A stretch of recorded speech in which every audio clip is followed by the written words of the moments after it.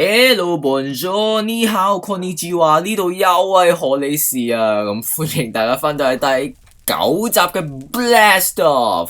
咁上一集啦，我哋就喺度等呢啲兵解凍嘅，咁咧，但係喺等呢啲兵解凍嗰時就有龍捲風，所以就出去睇龍捲風啦。咁我翻轉頭睇翻呢啲兵嗰陣時咧，發現佢用咗10世都未完成佢解凍啊！咁等佢做乜鬼啊？不如做住其他嘢先啦。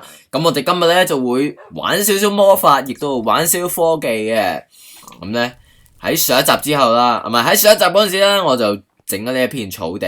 咁呢片草地咧喺真係變成一個小公園之前咧，原來已經有其他嘅用途啦。咁就係去製造呢一啲嘅花朵出嚟，我用啲骨粉喺上面油按咧，跟住佢就嘔啲花出嚟俾我，咁就得到呢一啲花啦。咁當然啦，仲有其他好多嘅種子嘅，就放咗喺樓上呢一個箱入邊，冇整理過嘅，係啦。咁咧呢啲花究竟有咩用咧？大家睇下呢度啦，呢個咧就係一啲魔法嘅花朵嘅一啲肥料。咁佢就話啦，呢個地球咧缺少咗啲草啦，同有啲花嘅，咁所以令到自然嘅魔法咧好難去做到啊。咁但係睇嚟咧喺地牢入邊咧就有啲花啦，咁我可以用呢啲花咧嚟製造一啲嘅肥料。咁當我哋用呢啲肥料喺草地上面游按嗰時，我哋就可以逼呢啲魔法嘅花朵咧即時現形。咁咧我就冇落到去地牢嗰度揾嘅，我就直接喺嗰塊自製嘅草地嗰度咧，不停咁種植啲花出嚟。咁所以我哋而家已經有足夠嘅花可以製造呢一啲肥料噶啦。咁我哋首先要將呢啲花咧就變成一啲染料先。另外咧，我哋都需要一啲骨粉嘅，骨粉就喺樓下，唔係噃。咁我哋就不如喺呢度箱嗰度攞啲啦，就攞啲骨粉。唔夠喎，都係唔夠喎。我今日啲數學做乜鬼啊？應該我冇用腦計。咁咧，我哋睇一睇呢個肥料究竟點整出嚟啦。咁我哋需要一塊呢啲骨粉啦，兩塊呢啲黃色嘅染料同兩塊紅色嘅染料嘅。咁冇問題啦，我哋就整咗10塊出嚟。咁佢呢度咧，亦都話俾佢知我哋完成咗。咁我哋就可以得到呢一本 Lexia Bontania嘅書，我唔知嗰個咩意思嚟嘅，唔知佢係咩文添啊，應該唔係英文啊。咁我哋可以揀一塊草地啦 ，which 我哋已經有好多塊呢啲草地嘅 block 啦。咁我哋揀呢塊史萊姆草地咁啊，唔知有乜用㗎喎，攞咗佢先啦。總之攞啲我哋冇嘅嘢咧，實冇錯噶啦。咁我哋可以睇一睇呢本書究竟講啲乜嘢。哇！唔係，等我遲啲慢慢睇先。但係呢本書整得幾型喎，上面仲有啲字喺度嘅喎。大家睇唔睇到咧？我而家拎住呢本書，上面有啲字。第148版嘅呢一本 Lexia Bontania。好啦，咁不如我哋就唔好嘥時間啦，就落去科技嗰度睇一睇先。咁咧科技咧呢度我哋就可以開始整一啲黃銅嘅合金啦。咁咧我就 device。唔記得咗個中文翻譯係乜嘢？發現或者唔知發明啦，一種新嘅合金。咁當我哋咧將一啲砷同埋一啲銅咧混合埋一齊嘅話，我哋就可以整到一隻新嘅合金叫做黃銅啦。咁睇嚟咧，佢可以抵禦咧一啲腐蝕嘅，同埋咧佢應該會好有用嘅對於我嘅未來。咁所以我應該整一啲出嚟啦。咁我哋就需要遞交呢一個帽啦，呢一個呢個叫咩啊？鑄塊嘅帽都同一個熔爐俾佢嘅，唔係喎，係 detect 啫喎。咁我哋好快咧就整呢3樣物品出嚟啦。我已經預備咗啲磚喺度噶啦。咁我哋首先咧就以一個 crucible，即係一個熔爐。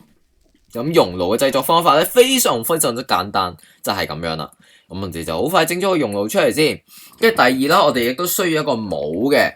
咁個帽咧就係亦都係非常之簡單。咁我哋就整咗另外一個帽出嚟啦。咁我哋亦都需要整一個呢啲空白嘅帽，因為咧，如果大家撳呢一啲鑄塊帽啊，或者呢一啲，咦點可以拉佢出嚟嘅？或者呢一啲火粒帽咧，你撳落去佢哋係冇反應嘅，因為佢冇一個 recipe 咧係教你點整呢啲嘢，所以我哋就要整一個空白嘅帽。咁非常簡單啦，亦都係。咁我哋就整咗一個空白嘅帽出嚟啦。咁我哋要點樣先可以令到呢一個空白嘅帽咧變成我哋想要嘅帽咧，即係我哋要嘅鑄塊帽咧，我哋就需要整一塊呢啲 carving table。咁我哋需要另外一塊空白嘅帽同埋一啲木板嘅。咁我哋喺呢度咧應該就有啲原木啦。咁我哋就立一啲出嚟，就將佢變成一啲木板先。咁另外啦，我哋亦都要用我哋呢啲多餘嘅呢啲磚咧，就整多一塊呢啲空白嘅帽出嚟。咁然後將佢咁放咧，我哋嘅 carving table 咧就搞掂啦。咁我哋喺呢度喺呢度啦，因為呢度有位嘅仲。咁我哋喺呢度等低呢一塊 carving table。咁咧，我哋要將佢變成一個鑄塊嘅帽咧，只需要喺上面右按嘅啫。咁佢會變成一個火粒嘅帽啦。咁我哋可以將呢個火粒嘅帽再右按多次，就會變成一個板嘅帽啦。再右按多次咧，就變成我哋需要嘅鑄塊帽啦。咁我哋睇一睇呢個任務咧就完成咗啦。咁我哋之後咧就要遞交呢一塊黃銅嘅合金上去嘅。咁佢呢度就同我哋講啦，黃銅咧係由3:1嘅銅同埋鋅咧混合而成嘅。咁我哋可以咧喺入邊，點解我又受傷啦？我受傷啦，3次啦吓，所以下次唔好再同我講咧，就話要講，我唔記得咗講3次，因為我已經講咗3次啦。係啦，咁我哋需要混合一啲呢啲銅嘅層啦，同埋一啲鋅嘅層嘅。咁我應該就已經畫好咗一啲嘅金屬，即係一啲新嘅金屬，睇下先，就喺邊度咧？俾少少時間我，等我揾一揾我啲新嘅金屬喺邊度先。好啦，咁如果我之前嘅知識係冇錯嘅話咧，我哋只需要喺呢度放低呢一個 crucible 咧，即係呢個熔爐咧，然後喺下邊俾一個熱源佢咧，即係譬如火啊，咁咧佢應該就可以開始佢嘅工作噶啦。我哋亦都需要喺呢度放低我哋嘅帽，咁咧，因為我哋要將啲金屬倒落去啊嘛。哎呀，放錯地方添，要放前少少啊。係啦，咁我哋就放喺呢度，咁咧佢亦都係可以開合嘅。佢有一個做得好仔細嘅一個動畫，同埋呢一個熔爐亦都有一個好仔細嘅動畫。咁我哋咧就需要喺呢度放低我哋嘅鑄塊帽。咁而家大家睇到啦，佢呢個鑄塊帽就已經放咗入去啦。咁最後啦，我哋就要以3:1嘅比例咧，就喺呢個熔爐入邊放一啲金屬。咁我哋睇下可唔可以直接就將呢一啲壓碎咗嘅金屬咧放入去。咁事實證明啦，係唔得嘅，定係我就咁掉落去就得噶啦？原來就咁掉落去就得噶啦。咁咧睇嚟咧，佢變咗色啦，應該黃銅咧就已經製成咗啦。咁我哋試下倒落去呢一個，咦？點解佢會成日斬下？俾少少時間我睇下可唔可以處理咗呢個斬下嘅問題先。好啦，咁我唔知我有冇成功咁處理到呢個問題，但望落咧佢就冇繼續斬下啦。咁如果我哋想將咧入邊呢啲融化咗嘅黃銅咧倒落呢個帽咧，我哋需要右按呢一個熔爐一下。當然啦，呢一個一定要保持喺生嘅狀態。如果唔係生咗嘅話咧，佢就唔會成功咁融化噶啦。咁當佢已經完成晒成個動畫咧，我哋就可以打開呢個嘢。咁咧，我哋嘅黃銅鑄塊咧就到手啦。我咪睇下可唔可以遞交上去先。佢要16塊喎。咁俾少少時間我整完16塊之後，我就會 resume 翻呢個 video。好啦，咁咧我哋嘅呢一個任務咧，即係呢個 detect 16塊呢啲黃銅鑄塊嘅任務咧就完成咗。咁佢就送咗啲黃銅做嘅活塞俾我。咁咧，我另外都整咗8塊呢一啲嘅黃銅做嘅板啊，即係黃銅板啦。咁咧原因就係因為我哋下一個任務咧就需要用到呢一啲板噶啦。咁我哋睇一睇呢個任務講啲乜嘢先。佢話最終咧嚟到最後啦，我終於就可以用到呢啲黃銅啦。我可以整一個機器咧，佢可以俾我哋製造一啲氣態嘅水嘅，即係蒸汽啦。咁如果我喺呢部機器入邊投入水同埋一啲燃料咧，咁呢啲蒸汽就會俾人製造咗出嚟噶啦。呢啲蒸汽咧可以喺佢嘅頂部嗰度輸出，然後睇嚟咧呢啲蒸汽亦都可以用咗一種一啲機器嘅能量。咁所以我應該即刻開始呢個工作啦。咁我哋而家不如就即刻整呢一部佢要求我哋整嘅一個 boiler 啦，即係個蒸汽製造機。咁我哋需要8塊呢啲黃銅板啦，同埋一個呢啲普通嘅石爐。咁咧石頭咧應該就放咗喺呢度有啲普通嘅鵝卵石。咁咧就好快咁整一個石爐出嚟。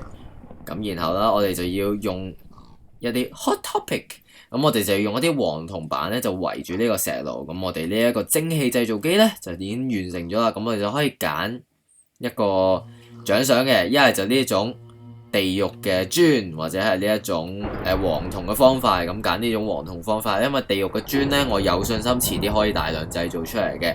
咁我哋就好啦，咁呢，我哋呢一個任務呢就完成咗啦。咁我哋睇下呢部機究竟係點用嘅先。咁不如呢，暫時就將呢部機放喺呢度。咁睇嚟啦，我哋就要喺呢度投入一啲燃料，然後就揾一個方法去輸入一啲水俾佢。咁暫時啦，我都未有一個好嘅方法呢去獲得大量嘅水嘅。而我而家用緊嘅方法呢，就係用一個咁樣嘅水樽喺呢一個呢個 tank 咧，即係呢個缸入邊右岸呢，佢就會將呢個水樽入邊所有嘅水呢就倒翻晒入去呢一個缸入邊。咁我哋只需要喺呢一個液化咗嘅史萊姆呢，右岸我哋就可以攞到一樽新嘅水啦。咁呢一個係一個比較即係有少少作弊嘅，但係既然佢容許你咁樣做，何樂而不為呢？咁咧呢個方法咧，暫時我就係即係用得最多攞嚟獲取水嘅。上面嗰個將一啲雪融化嘅呢一個方法呢，基本上咧我係接近冇用過咁滯嘅。但係既然而家有啲即係佢已經煮好咗啦，咁我哋就飲一杯啦。咁如果我哋想繼續去玩呢個 Botania 嘅魔法 mod 呢，我哋就需要製造更加多嘅道具呢，去俾我哋去完成一啲魔法嘅。咁呢，呢本任務書呢，佢就同我哋講啦，睇嚟呢，我就揾到個方法呢，去用呢一啲自然嘅魔法嘅。咁如果我想開始嘅話，我哋就要整一個 Petal Apothecary。咁我哋就需要呢，用頭先得翻嚟嗰啲肥料呢，喺一啲泥嘅方塊上面呢，就攞一啲有魔法能力嘅花朵。咁呢，我頭先已經做咗呢一個佢要我做嘅嘢啦。咁呢，就得到一大堆呢啲唔同顏色嘅花朵。咁係啦，唔講有咩色啦，因為簡直如果講晒係咩色嘅話，就嘥時間。咁就好快呢，就睇一睇呢個 Petal Apothecary 咧究竟點樣整出嚟噶啦。咁睇嚟咧，我哋就可以用唔同顏色嘅染料都得嘅。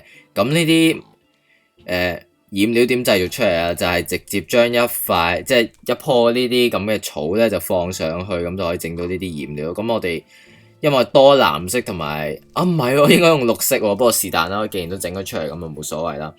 咁然後我哋又需要一啲呢啲半塊嘅方塊鵝卵石方塊，咁就將佢放成咁樣。咁呢四塊咧就咁樣放，然後再喺呢度放一塊咁嘅染料咧，我哋呢個 Petal Apothecary 咧就完成咗啦。咁咧睇下有冇一個好嘅地方去放呢啲嘢先。哎呀，我 miss 咗。咁算係，因為而家咧係夜晚啦，咁所以我好快瞓一瞓覺咧，我就會 resume 翻呢個 video。咁我頭先就花少少時間去睇呢一本第148版嘅 Lexica Botania。咁咧佢就教咗我點樣去用呢一個 Petal Apothecary 嘅。咁我哋就可以用呢個 Petal Apothecary 咧去整一啲第時會有用嘅花，即係去製造一啲 mana， 即係類似係自然嘅能量嘅嘢嘅。咁我哋就不如試下整呢一棵 Day Bloom 啦。咁呢一棵 Day Bloom 咧要整佢出嚟就需要一塊呢啲淺藍色嘅 petal 啦，同埋兩塊黃色，仲有一塊橙色嘅。咁我哋咧就將呢一棵黃色嘅草咧就變成咗兩塊呢一啲嘅染料先。咁另外我哋亦都需要一塊橙色嘅。咁我哋就要喺呢度倒入一桶嘅水，然後咧就喺上面掉兩塊呢啲黃色嘅入去，再掟一塊呢啲橙色。同埋一塊呢一個藍色入去。咦，我咪調轉咗佢個次序啊！不過算啦，唔緊要。咁我哋咧最後就需要掟入呢啲普通嘅種子入去咧。咁咧佢就俾咗一樖呢啲 Day Bloom 我啦。哇，真係好神奇啊！其實我好中意 Minecraft 入邊魔法 mod 嘅。雖然咧 Minecraft 入邊咧即係 mod 嘅類別咧以科技嘅係佔大多數，即係有 Thermal Expansion 啊、Industrial Craft 2啊之類嘅，都係一啲做得好好嘅 mod 嚟嘅。但係咧呢啲魔法嘅 mod 咧，硬係俾我一種新鮮感，所以我好中意玩呢啲魔法 mod 嘅。咁因為今日嘅時間都差唔多啦，大家都聽到個鐘又響咗啦。咁所以咧，我哋下集翻嚟先繼續 Blast Off，我哋下集再見，拜拜。